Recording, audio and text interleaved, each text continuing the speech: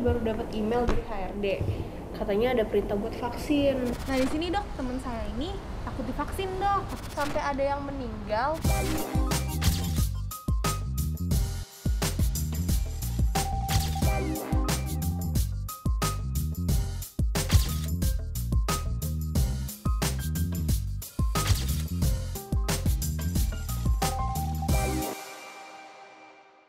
Kenapa lu mukanya kusut amat? Ya gimana gue gak kusut, gue lagi ketakutan nih. Baru dapat email dari HRD, katanya ada perintah buat vaksin. Gue juga dapat email itu, terus emang kenapa? Ya gue takut lah, gila lu. Hah? Lu takut divaksin? Emang harus gitu lu takut divaksin? Ya lu bayangin ya, tiap hari nih, tiap jam Gue nerima kayak baca-baca berita tentang kayak orang yang meninggal lah setelah vaksin, terus badannya merah-merah. Udah gitu gue takut banget sama jarum suntik tadi. Enggak banget. Dari kalau gini, kan hari ini kita mau bikin konten nih sama dokter. Kalau nggak nanti lu sekalian tanyain aja kayak tentang vaksin, jadi lu nggak takut lagi. Bisa ya tanya-tanya? Ya bisa, kan dia dokter. Bener juga. Ya udah sekarang lah, kan sekalian mau cabut ketemu dia juga. Tas gue mana ya? Udah gak usah bawa tas. Yang penting pertanyaan gue terjawab.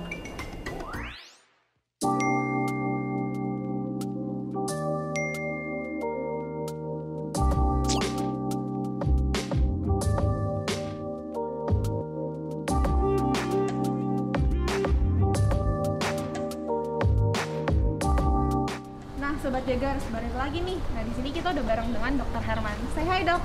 Hai Sobat Jagar.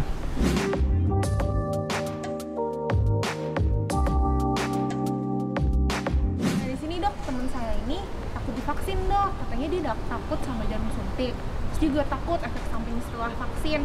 Terus dia gue bilang katanya dia takut lah nanti kalau bisa vaksin dia merah-merah lah, nanti dia mati lah, segala macam gitu dok katanya. Iya nih dok, jadi kan sekarang tingkat COVID di Indonesia ini kan lagi naik banget, ya kan? Terus saya juga sering lihat nih teman-teman saya pada update-update status kalau dia tuh lagi vaksin gitu. Tapi ketika saya baca pemberitaan-pemberitaan bahkan sampai ada yang meninggal terus sama badannya tuh jadi merah-merah. Kan saya juga nggak mau ya dok kulit saya jadi merah-merah gitu kan. Terus selain itu saya juga takut sama yang namanya jarum suntik. Tapi kalau ngomong-ngomong soal jarum suntik, bukan cuma saya loh dok yang takut, banyak banget yang takut nih, Sobat Jagar. Kita lihat ya videonya.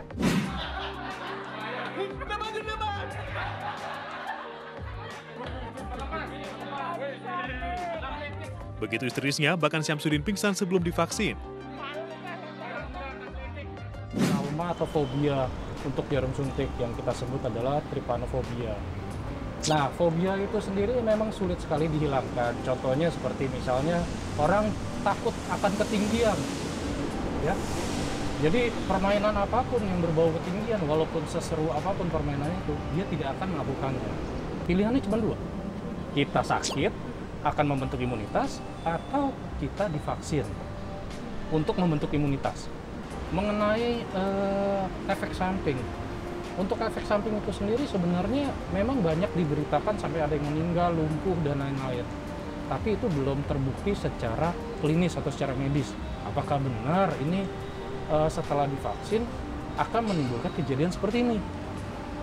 Tapi kalau memang reaksi-reaksi umum seperti gatal-gatal, bengkak, sakit, nyeri, atau mungkin pusing ya, mual muntah, itu memang reaksi alergi yang secara umum terjadi seperti itu. Ada berapa vaksin sih dok di Indonesia sendiri? Kalau di Indonesia sendiri ini yang kita tahu itu ada dua jenis program ya. Satu program dari pemerintah, yang masuk ke dalam program pemerintah adalah vaksin Sinovac dan AstraZeneca. Nah itu gratis untuk orang-orang lansia, ya, dan juga program vaksin untuk gotong royong. Nah pada saat ini yang sudah masuk ke Indonesia baru vaksin Sinovac untuk gotong royongnya. Mungkin kedepannya ada Pfizer, Moderna, dan lain-lain bisa masuk juga ke Indonesia.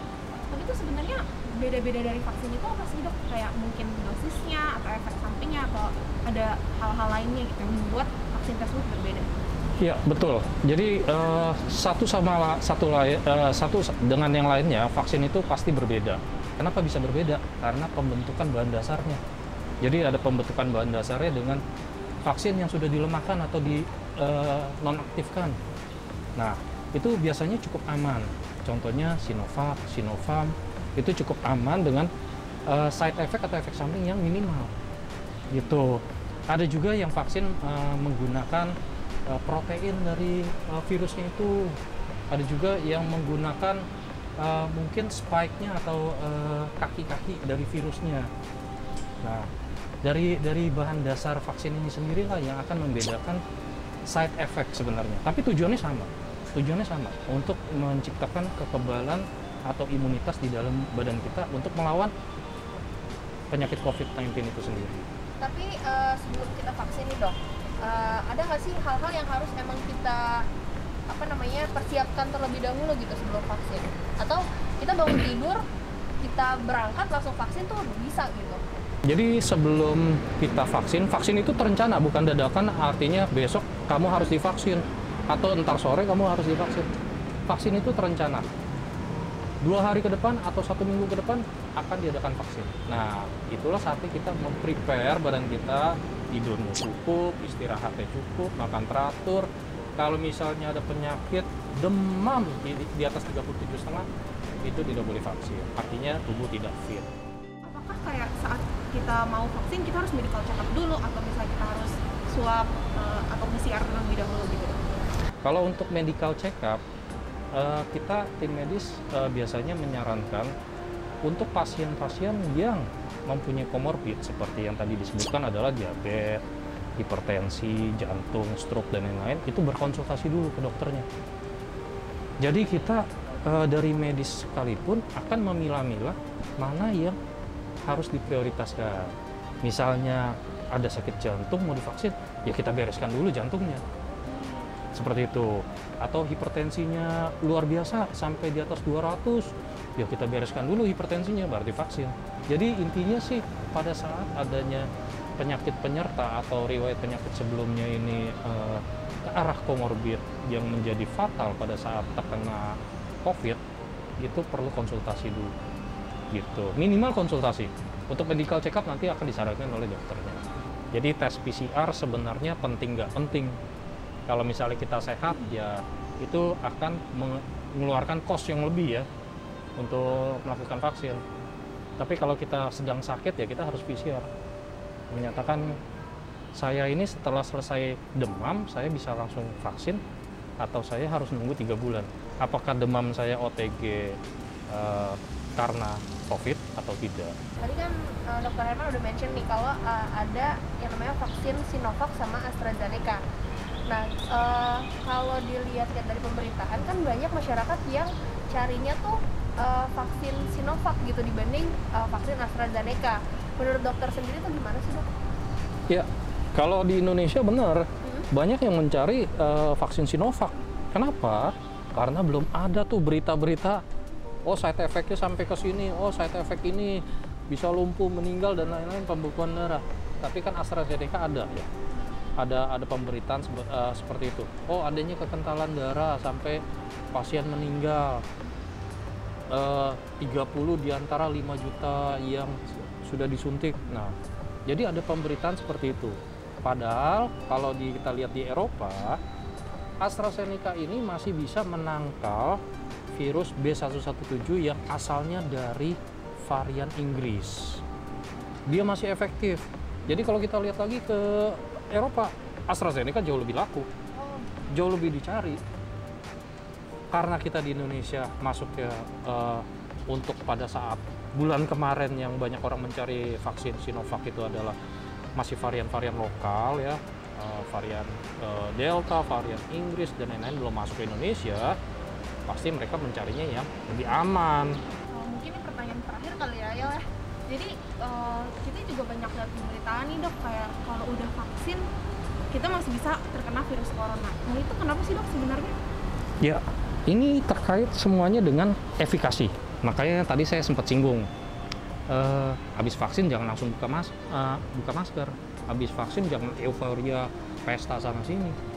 Karena efikasinya itu belum pernah ada vaksin yang diciptakan saat ini sampai 100% gitu. Walaupun ada vaksin yang paling tinggi 95%, saya tidak bisa menyebutkan namanya, nanti disangka promosi ya. Bukan endorse guys. ada yang 95%, tetap masih ada 5%. Nah, pertanyaannya balik lagi ke tadi, apakah Anda termasuk yang 5% atau bukan?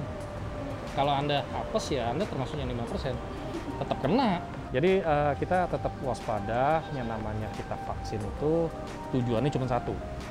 Bukan kita sebagai orang yang kebal, tapi apabila kena, kita tidak menjadi jatuhnya lebih parah atau kasusnya menjadi fatal. Tujuannya cuma itu. Bukan artinya kita divaksin kita akan menjadi kebal, sama sekali tidak. Kemungkinan kena itu pasti ada. Apalagi beritanya Sinovac masih jauh di bawah 80%. Kalau nggak salah sekitar 60 sekian.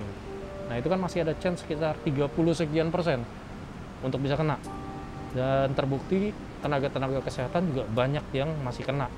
Tapi case-nya ringan. Mungkin hanya OTG, mungkin hanya gejala-gejala ringan lah. Dan yang satu lagi yang paling penting adalah kita divaksin itu jangan keliaran, nomor satu. Mungkin kita nggak terinfeksi atau kita OTG, tapi kita menyebarkan virus. Jadi pada prinsipnya adalah pencegahan lebih baik daripada mengobati. Kurang lebih seperti itu. Kalau misalnya kalian sakit, tenang guys, ada asuransi jagain. Iya, ada asuransi COVID dijagain. Nah, asuransi COVID-19 dijagain ini, Sobat Jaggers cukup membayar sebesar Rp367.000 per tahun. Nantinya Sobat Jaggers akan mendapat uang tanggungan sebesar 100% plus 125%. Berarti buat Sobat Jaggers nih yang lagi nonton, jangan pernah takut sama yang namanya vaksin. Bener gak, Kim? Betul banget. Jadi, jaga informasinya cukup sampai di sini aja ya Sobat Jaggers. Jangan lupa untuk Like, comment, subscribe, dan juga share ke teman-teman kalian biar teman-teman kalian juga tahu tips and trik tentang vaksin dan juga nggak takut lagi untuk divaksin. dadah!